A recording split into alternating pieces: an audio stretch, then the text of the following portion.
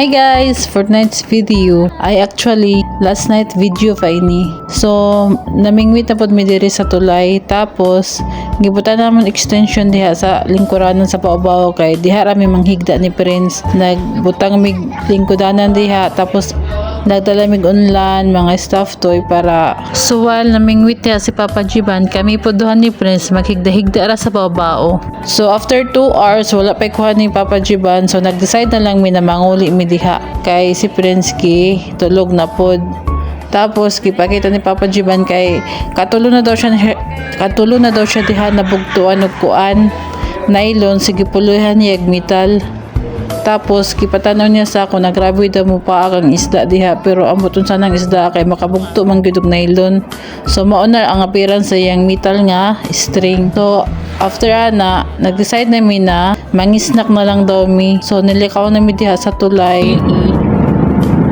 Mangisnak naman kami ngadto sa sentro.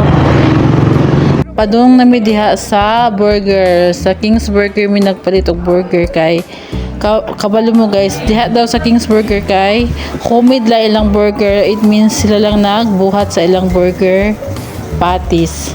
So nagpaluto na ko diha og burger. Kuan lang ang among gi-order, cheeseburger duha ka order. Tapos guys, morning ganahan ako diri mag-order na burgeran kay dili niya ni mga maldita ang mga tindera diri.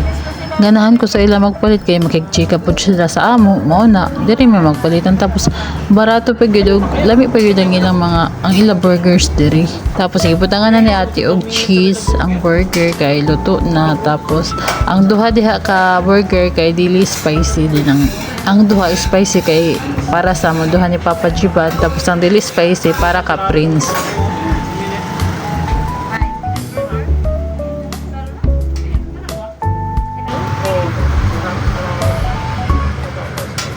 So, gi-take out lang po namo diha ang burger, tapos kay magpalit pa mi og fruit shake dito sa Boulevard.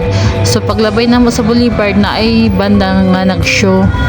So, nilabay sa amin diha kay mapalit sa mig fruit shake din. Mabalik na namin diha para diha amin mo pwesto para mangisnag mig burger og shake.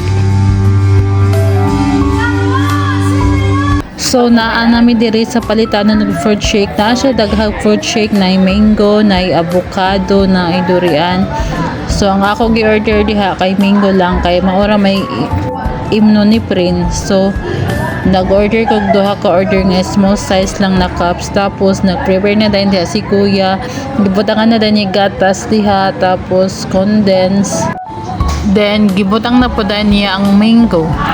So naghulat lang po mi diha nga mahuman ni kuya pag prepare ang shake. So human na, tapos gihatag na din ni kuya ka Prince, tapos nagbayad na din si Prince. Ang price na diha sa shake kay tag 60 din, ang among gibayaran kay 120 sa duha ka order. Tapos nilakaw na din mi padung sa among bao-bao kay moadto na balik na mi Boulevard para mo plaster dito. So naabot na mi balik diri sa Boulevard, nag-plaster na din mi, then nangisnak na din mi sa among gipalit nga burger og fruit shake. Kay di ba lalim guys dito maglingkuron 2 hours ba mi dito naglingkod, tapos wala mi kuha nga isda bitaw. So mao na kay ana man jud ang life guys, dili ta ng panahon makakuha tag isda, na panahon wala, na panahon nga naa. So nangisnak na lang pod mi dire para wala ang kagutom while naminaw sa nag-concert nga banda kay naaman na concert ron kay hapit na magud ang pista dire sa among lugar. So maano guys, thank you for watching. Buyers.